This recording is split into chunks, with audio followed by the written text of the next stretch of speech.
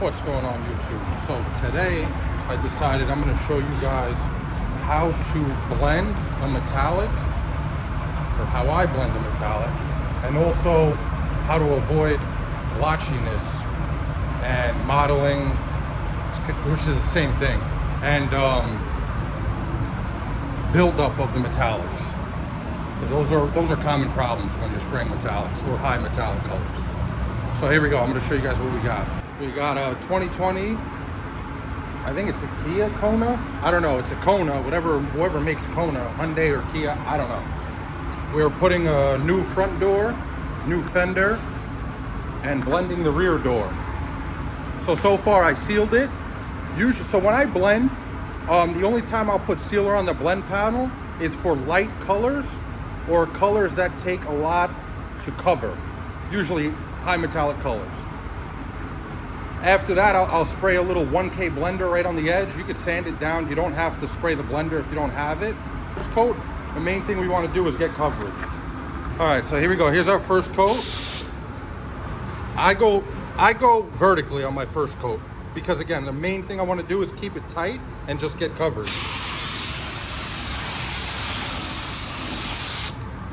So that's it, first coat, nice and wet. What I like to do with my metallic colors, I feel like it helps the metallics lay more evenly, is essentially reduce it out more than the manufacturer calls for.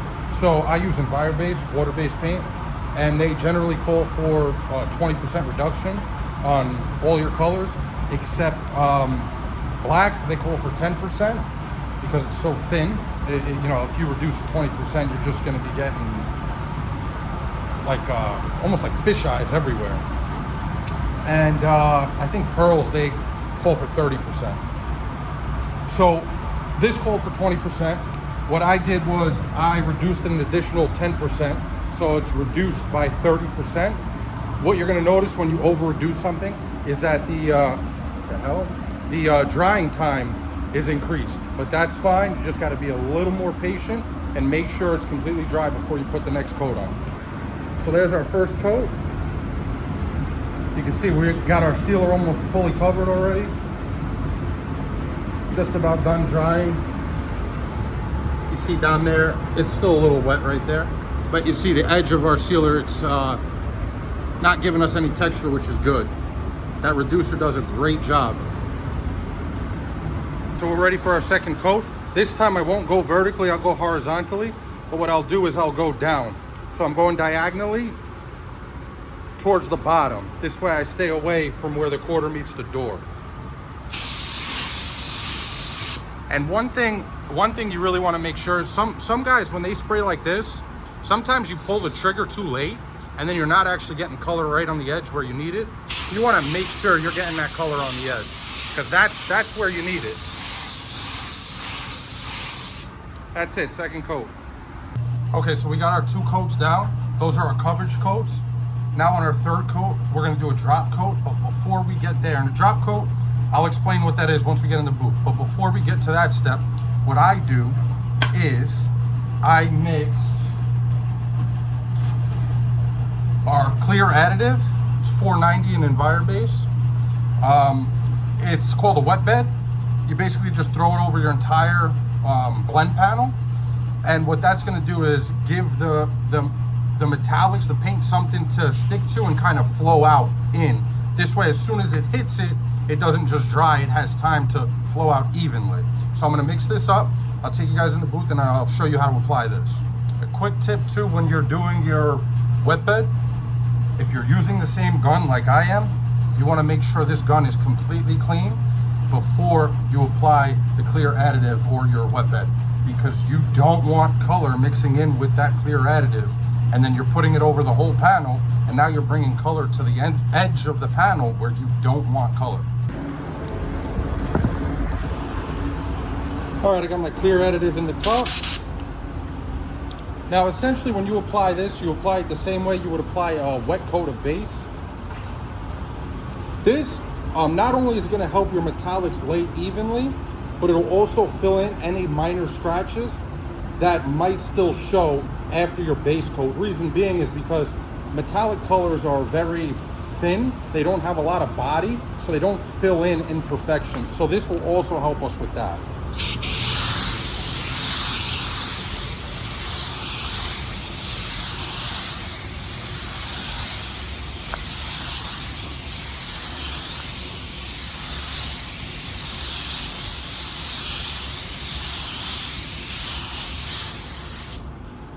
All right, so that's it. We'll give that time to flash off.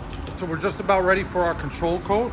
Our control coat, essentially what you want to do here is you want to lower your pressure a little bit and you want to back the gun up. It's called the control coat because this is the coat where you're going to control how the metallics lay. Another tip is if I'm spraying my blend panel this way, right? I want to make sure where that panel meets this door, I'm also spraying this way. Now for doors, it's kind of obvious because you spray doors left to right, you know, but some guys like to give it a pass here at the end. In this case, maybe you want to do it before. This way you can lay it in the same direction. But it's really helpful for fenders and bumpers. So like when you're doing a fender and bumper job, you want to spray the edge of the fender the same way you're going to spray the edge of the bumper. You don't want to spray your fender this way and then spray your bumper this way. Will it make a huge difference? No. But will it help? Yes. It definitely will help, and it's not going to hurt. So make sure you do that as well. Now here we go. I'm going to show you guys how to do the control coat. The control coat is our third coat after our 2 wet coats. So our first 2 coats are for coverage, just to get everything covered. And then our third coat here, our drop coat or control coat, is to control the way the metallics lay. So again, lower pressure and back the gun up and move nice and slow.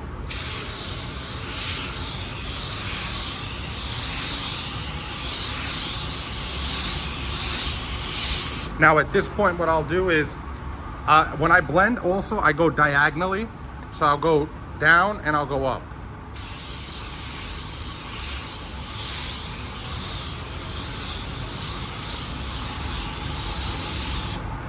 That's it, that's our control coat. We got one more coat and then we're gonna be ready for clear. You guys can see it's looking real good so far. All right, so we have our 2 coverage coats. We have our 1 control coat or drop coat, whatever the hell you want to call it. Now there's one more coat that I like to do.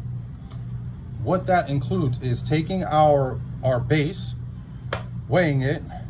Maybe if I zero out the scale, that'll help.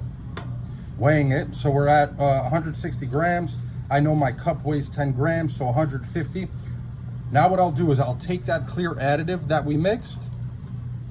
We got some left over. And I'll do anywhere from 10 to 15% reduction on that. So 150 would be 15 grams. I'm gonna throw 20 in there, 20 grams of this.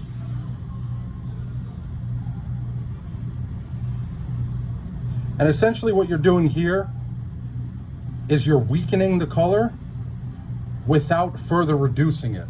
And this isn't an exact science, as you can see, 21 grams. I could have did 20, 25, 18, it's the same thing.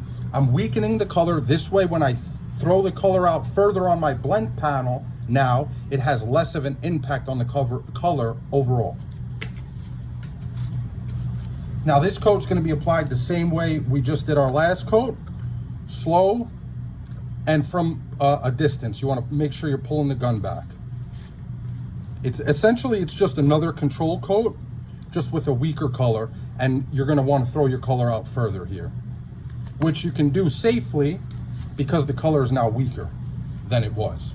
All right, let's get back in the booth and throw the last coat of color on. Okay, here we go. This is our 4th and final coat. You'll see I'm bringing that color out even further this time.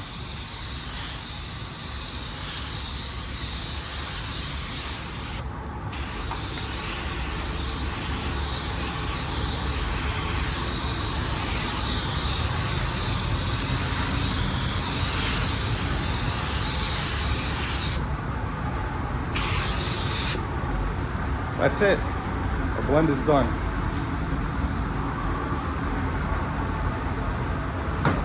I'm gonna let this flash off, apply my last coat on the door and the fender, get everything cleared up, and then show you guys how it looks.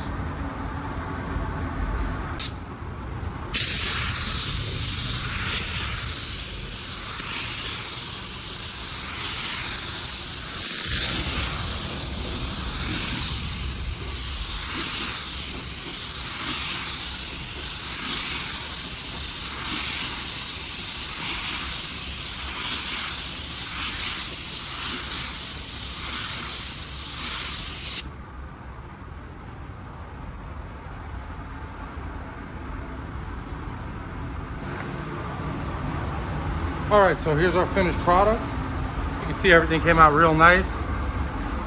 No sign of the blend anywhere. Another thing I wanted to mention was when you're doing your blend, what you can do is look at the tape to see how far your color is going. And you can see here on the tape, I got a little bit down here, but nothing up there, which is perfect because we don't want color up there, obviously. No modeling, no sign of a blend, no sealer edge.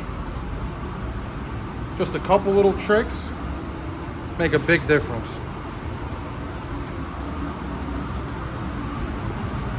All right, thank you so much guys for watching. If you enjoyed the video, if you got any value out of it, maybe subscribe, like, leave a comment. I appreciate it. Till the next time. Have a good one, guys.